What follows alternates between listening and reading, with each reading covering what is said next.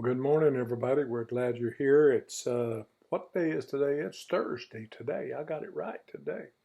It's Thursday, August the 26th, and we're wrapping up on the ninth chapter of Joshua. And the title is "It Is What It Is, Unless It's Not." It may not be what it appears. For example, I'm very self-conscious about the way I appear on the video and everything. And I had a place on my lip that kind of became a scab. It's not a fever blister, but it's a sore. And I tried to cover it up. And I know that all day Wednesday, you may have been looking at it and saying, "What in the world is it?" I'm gonna get real close. I'm gonna show you something. You see it? It's a scab. And sometimes when we have a blemish, we try to just cover it over. And sometimes that's a good thing. Sometimes that's not such a good thing. But what was happening here was something that couldn't be covered over. The Gibeonites tried. They tried to deceive the Israelites into thinking that they were a group of people who'd come from a long way off and they were just very innocent and they wanted to make a treaty with them. And they were willing to do whatever the Israelites wanted them to do, but just don't do what they knew they were capable of doing. Don't destroy us. And they tried to cover it up. I use barber's makeup, but they tried to cover it up with old bags and wine skins and their own clothing worn and food that was moldy and all. And they came, and that's the way the devil comes to us sometimes. He comes by way of deceit, by subterfuge, by making something seem different than it is. You cover it up and make it look presentable, but then underneath it's still there. And that's what they discovered here with these folks who lived very close to where they were rather than to a long way off. And I like this where Joshua said, when he said, first of all, back up in verse 8, "Who are you and where do you come from?" And they answered him, "We come from a long way off." And the thing is, they didn't come from a long way off. They were deceiving them.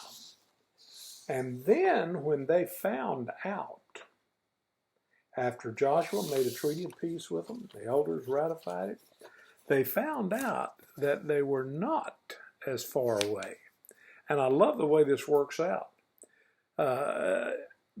But before we see how it works out, there's got to be another reason other than just being deceived, because have you ever been talked into something? Have you ever been lied to and deceived and you went along because it sounded so truthful, it sounded so reasonable? All of us have. We've all done that. So it was, first of all, their carelessness for not really seeking the truth. They negotiated, they listened to the lie, they believed their feelings and acted on their emotions. But there's another thing that they did, and let me find it here.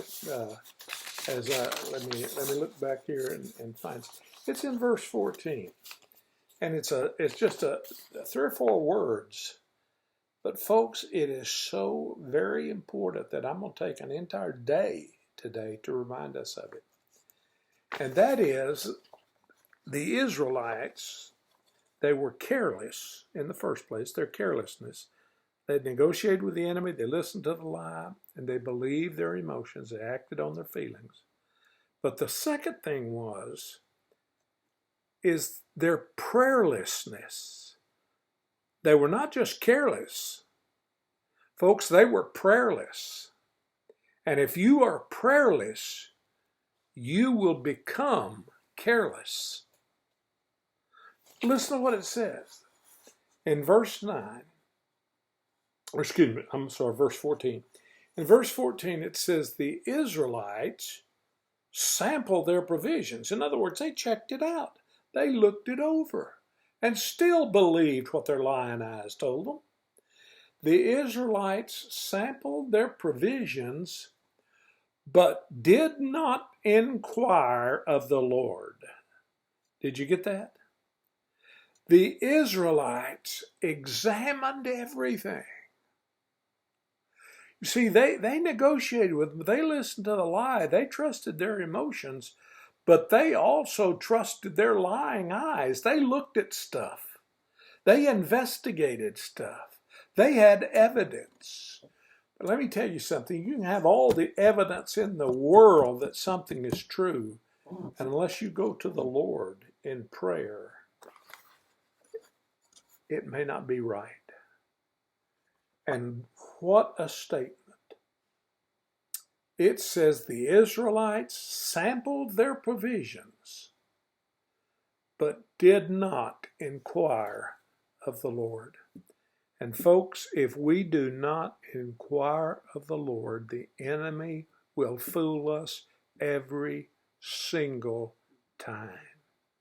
Don't ever make a decision based on your emotions, based on the evidence before your eyes, based on what you think or what you've been told, unless you've gone to the Word of God and you've gone to Him in prayer.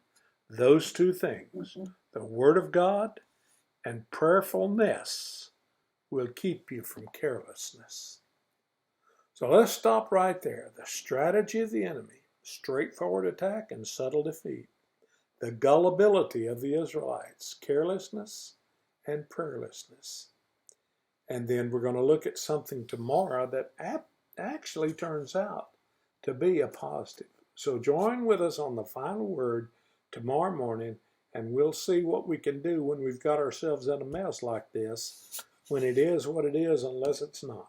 We'll see you in the morning. God bless you.